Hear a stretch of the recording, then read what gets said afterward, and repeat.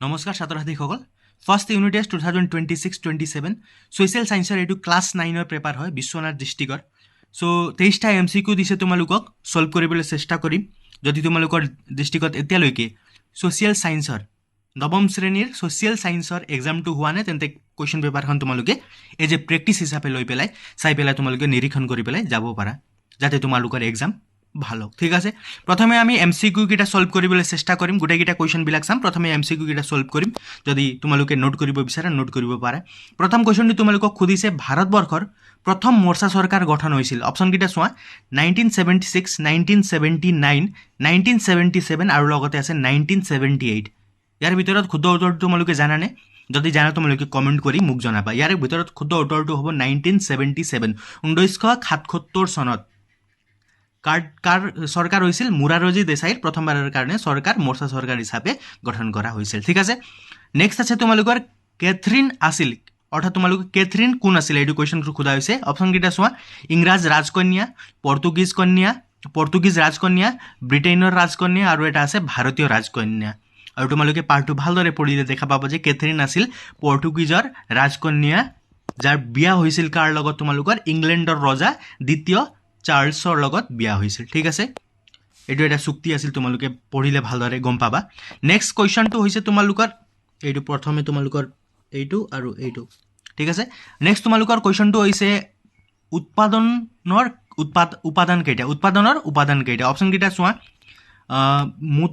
মুদ্ৰা বিতৰণ বিনিময় চাহিদা ভূমি শ্ৰম মূলধন সংগঠন ভূমি যোগান দক্ষতা সংগঠন শ্ৰমিক আয় সম্পদ ইয়াৰ উত্তৰটো তোমালোকে জানে কিতাপত ধুনীয়াকৈ দিয়া আছে উৎপাদন কেইটা হৈছে তোমালোকৰ ভূমি শ্ৰম মূলধন সংগঠন নেক্সট কুৱেশ্যন তোমালোকৰ আছে জম্মু কাশ্মীৰৰ আঞ্চলিক দলটোৰ নাম কি অপশ্যন কেইটা চোৱা অকালি দল নেশ্যনেল কনফাৰেন্স শিৱসেনা DMK কি হ'ব উত্তৰটো কমেন্ট কৰি জনাবা প্ৰথমে চোৱা তোমালোকে অকালি দলটো হৈছে তোমালোকৰ পঞ্জাবৰ এটা আঞ্চলিক দল নেশ্যনেল কনফাৰেন্সটো ক'ৰ তোমালোকে কমেন্ট কৰা শিৱসেনা হৈছে মহাৰাষ্ট্ৰৰ আৰু DMK হৈছে তামিলনাডু ঠিক আছে ইয়াৰ ভিতৰত শুদ্ধ উত্তৰটো হ'ব তোমালোকৰ নেশ্যনেল কনফাৰেন্সটো হৈছে জম্মু কাশ্মীৰৰ এটা আঞ্চলিক দল নেক্সট কুৱেশ্যন তোমালোকক সোধা হৈছে সম্ৰাট জাহাংগীৰৰ জন্ম হৈছিল জাহাংগীৰৰ জন্ম কিমান চনত হৈছিল অপশ্যন কিটা চোৱা তোমালোকে 1569 1605 1627 1568 ইয়াৰ ভিতৰত শুদ্ধ উত্তৰটো হ'ব অপশ্যন নম্বৰ এ 1569 চনত জাহাংগীৰৰ জন্ম হৈছিল ঠিক আছে নেক্সট কুৱেশ্যনটো চাওঁ আমি নেক্সট তোমালোকৰ কুৱেশ্যনটো আছে NDAৰ সম্পূৰ্ণ অৰ্থ অপশ্যন কিটা চোৱা ৰাষ্ট্ৰীয় মৰ্চা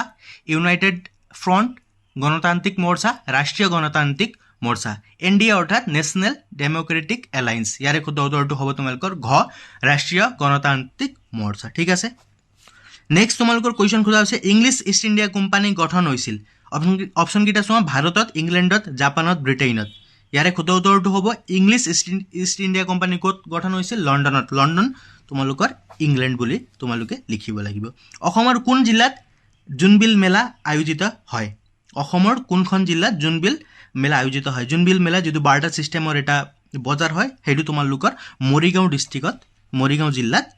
আয়োজিত কৰা হয় নেক্সট তোমালোকৰ 9 নম্বৰ কুৱেশ্যনটো আছে নদীৰ কাৰ্যসমূহ উচ্চ ভূমিৰ পৰা নিম্ন ভূমিলৈ ক্ৰমত খজোৱা কুৱেশ্যনটো ইম্পৰ্টেণ্ট হয় চাই পেলাই যাবা তোমালোকে ইয়াৰ সঠিক উত্তৰটো হ'ব তোমালোকৰ অপশ্যন নম্বৰ খটো যিটো হৈছে ACDB অৰ্থাৎ তোমালোকৰ যেতিয়া উচ্চ ভূমিৰ পৰা পানী জোৰেৰে বৈ আহে তেতিয়া ভি আকৃতি এটা উপত্যকা সৃষ্টি কৰে তাৰ পাছত যেতিয়া পানীটো সমতলত আহে তেতিয়া অশ্বক্ষুৰা হ্ৰদ সৃষ্টি কৰে আৰু লগতে তেতিয়া তোমালোকৰ ডি অৰ্থাৎ বালিচৰৰ সৃষ্টি হয় নদীৰ কাষৰীয়া অঞ্চলত আৰু যেতিয়া নদী সাগৰত গৈ পেলাই যায় তেতিয়া বদ্বীপৰ সৃষ্টি কৰে সো তোমালোকৰ এনসাৰটো হ'ব ACDB কোম্পানীৰ মুদ্ৰাৰ পৰা মোগল সম্ৰাটৰ নামটো আঁতৰাই দিয়া হৈছিল 10 নম্বৰৰ উত্তৰটো তোমালোকে মোক কমেন্ট কৰি জনাবাচোন কিতাপত ধুনীয়াকৈ দিয়া আছে মই হিদিনা তোমালোকক ইম্পৰ্টেন্ট কুৱেশ্যনত দেখুৱাই দিছিলো অৰ্থবিজ্ঞান সম্পদৰ বিজ্ঞান কবই নালাগে তোমালোকে এইটো কুৱেশ্যনটো জানাই নেক্সট কুৱেশ্যন আছে তোমালোকৰ প্ৰথম সাধাৰণ নিৰ্বাচন অনুষ্ঠিত হৈছিল ইয়াৰ শুদ্ধ উত্তৰটো হ'ব তোমালোকে জানেনে 1952 চনত 51 চনৰ পৰা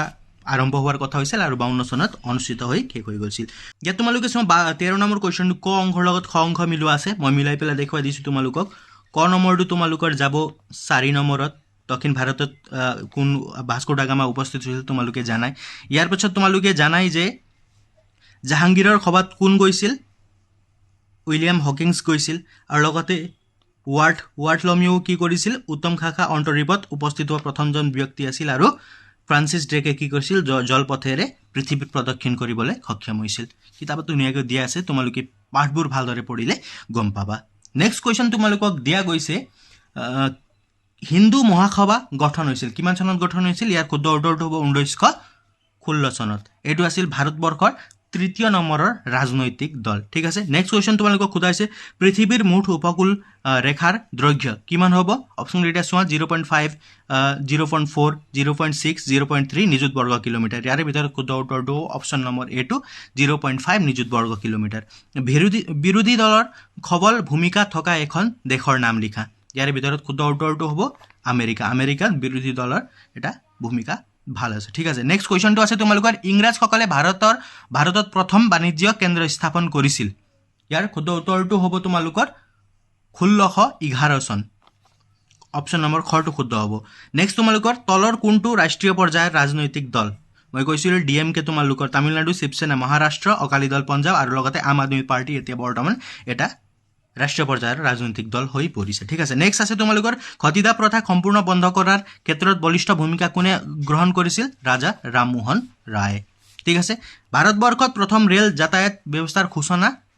অপশ্যন কেইটা চাওঁ 1832 1883 1853 1835 ইয়াৰ ভিতৰত শুদ্ধ উত্তৰটো হ'ব 1853 আৰু লগতে অসম বুলি ক'লে তোমালোকে 1883 হ'ব আনন্দ মঠৰ উপন্যাসৰ ৰচয়িতা কোন হয় বঙ্কিম চন্দ্ৰ চট্টোপাধ্যায়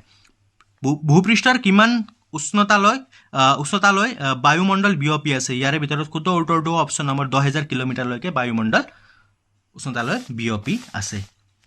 অন্তিম তোমালোকৰ এমসিকিউটো হৈছে বায়ুমণ্ডলত অক্সিজেন গেছৰ পৰিমাণ কিমান ইয়াৰ শুদ্ধ উত্তৰটো হ'ব তোমালোকে মোক কমেণ্ট বক্সত জনোৱাচোন ধুনীয়াকৈ কিতাপত চাৰ্ট দিয়া আছে তাৰ পৰা তোমালোকে চাই পেলাই ক'লে হৈ গ'ল ঠিক আছে ইয়াত হোৱা 4 নম্বৰ কুৱেশ্যন 2 নম্বৰীয়া কুৱেশ্যনবিলাক চোৱা কেনেকুৱা আছে ভাৰতীয় জাতীয় জাগৰণ গঢ়ি তোলাত ৰাজা ৰামমোহন ৰায়ৰ অৱদানৰ বিষয়ে লিখা তোমালোকৰ দৃষ্টিকত এইটো লেশ্যন আহিবও পাৰে কিন্তু বিশ্বনাথ দৃষ্টিকত এই কুৱেশ্যনটো দিছে তোমালোকৰ কিয়নো লেশ্যন কমপ্লিট কৰা হৈছিলে চ' তেওঁলোকে কুৱেশ্যনবিলাকো দি দিছে বিভিন্ন ডিষ্ট্ৰিক্টসমূহত বিভিন্ন লেশ্যনবিলাক কমপ্লিট কৰোৱা হৈছে আৰু তাৰ পৰাই প্ৰশ্নবিলাক দিয়া হৈছে যদি তোমালোকৰ ডিষ্ট্ৰিক্টত এইবিলাক লেশ্যনৰ পৰা কমপ্লিট কৰা হৈছে লেশ্যনটো তেন্তে তোমালোকে এইবিলাক কুৱেশ্যন ইম্পৰ্টেণ্ট হিচাপে লৈ পেলাই তোমালোকে চাব পাৰা ঠিক আছে কুৱেশ্যনবিলাক এনেকুৱা আছিলে এইটো কুৱেশ্যন ইম্পৰ্টেণ্ট হ'ব পাৰে ৰাজনৈতিক দলৰ প্ৰধান 4টা বৈশিষ্ট্য তোমালোকৰ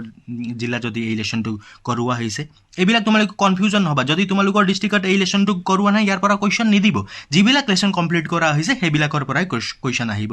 এইটো সাধাৰণ কথা ঠিক আছে এই কুৱেশ্যনটো ইম্পৰ্টেণ্ট হয় মৰ্চা চৰকাৰৰ 2টা গুণ আৰু 2টা দুখ এইবিলাক কুৱেশ্যন ভালদৰে তোমালোকে চাই পেলাই যাবা চ' এইটোৱে আছিল চেনেলটো ছাবস্ক্ৰাইব কৰিবা আমি এনেকৈ ধৰণৰ কুৱেশ্যনবিলাক আমি ডিছকাশ্যন কৰিয়ে থাকোঁ আৰু নতুন কুৱেশ্যন পেপাৰ য'ৰ পৰা মই পাওঁ অনলাইন তোমালোকক দি থাকোঁ ধন্যবাদ